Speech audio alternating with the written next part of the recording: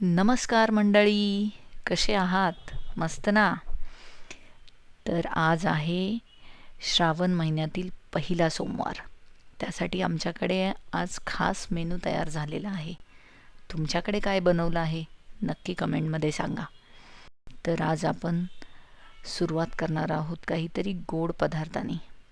खीर आहे मस्त, तुम्ही कराल फस्त. नक्की करून बघा. त्यासाठी इथे घेतलेलं आहे मी 1 लिटर दूध. दूध छान तापवायला ठेवा. मस्त दूध आटू द्या. त्याच्या 1 ते 2 उकळी काढून घ्या. थोडंसं दूध आटेल.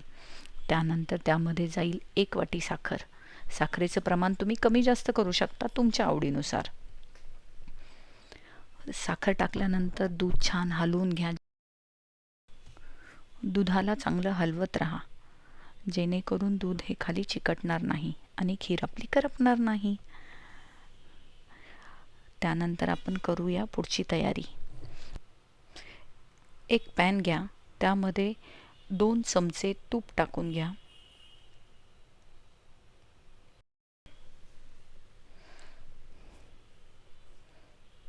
तूप थोडंसं गरम झालं की त्यामध्ये आपण टाकणार आहोत काजू आणि बदाम. ते थोडेसे क्रश करून घ्या. तुम्हाला अजून कुठले ड्रायफ्रूट्स आवडत असतील तर तेही तुम्ही टाकू शकता. तुमच्या आवडीनुसार प्रमाण हे कमी जास्त करू शकता. मी इथे काजू आणि बदाम वापरलेले आहेत. तर हे आपण टाकून घेऊ आणि तुपामध्ये छान परतून घेऊया. आणि मंडळी, हे सगळं लो फ्लेमवरती करा. आणि या प्रोसेसला जास्त वेळ लागत नाही. बघू शकता तुम्ही, हलकासा कलर चेंज झालेला आहे.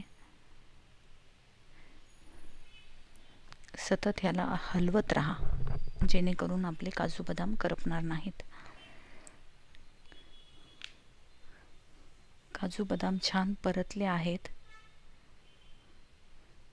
त्यानंतर यामध्ये जाणार आहेत मनुके, म्हणजेच किशमिश.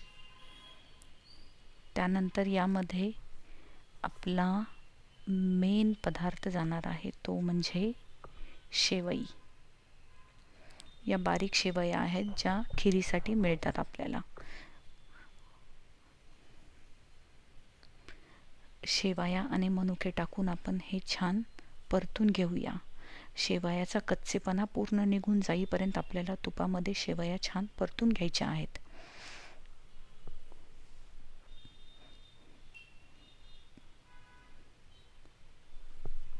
शेवयांना हलवत राहा, जेणेकरून त्याचं सगळा कच्चेपणा निघाला पाहिजे.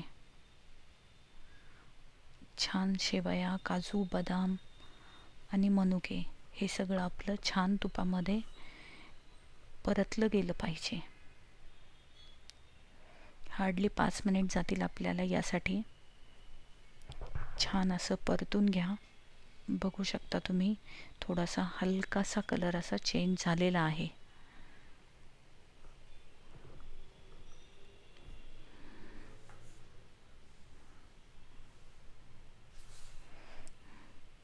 शेवया आपल्या परतून झालेल्या आहेत. मनुक्याची साईज आपण बघू शकता. मनुके कसे फुललेले आहेत हे बघा.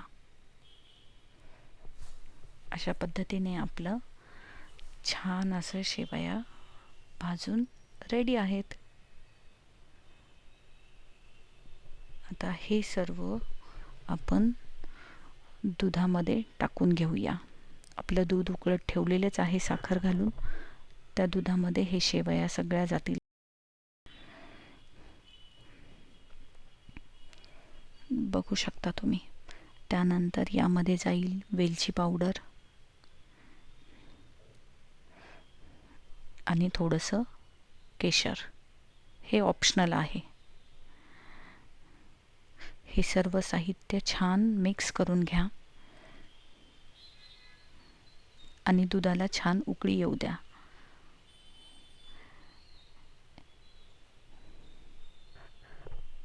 दूध अजून 5 मिनिट आपल्याला उकळावं लागेल. एक उकळी काढून घेतली की आपली खीर ही तयार होईल. बघू शकता, कलर तर खूपच सुंदर आलेला आहे.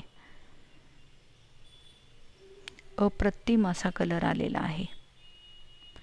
जसं जसं दूध उकळेल आपलं तसं तसं खीर आपली घट्ट होईल. त्याचा थिकनेस तुम्ही बघू शकता. आहा, सुंदर अशी खीर दिसत आहे. खीर आहे मस्त. तुम्ही कराल फस्त. नक्की करून बघा, तुम्हाला नक्की आवडेल. आणि मंडळी, लाईक शेअर सबस्क्राईब करायला विसरू नका. आणि खीर कशी झाली हे कमेंटमध्ये नक्की कळवा. आणि ही खीर अशा प्रकारे तयार झाली आहे.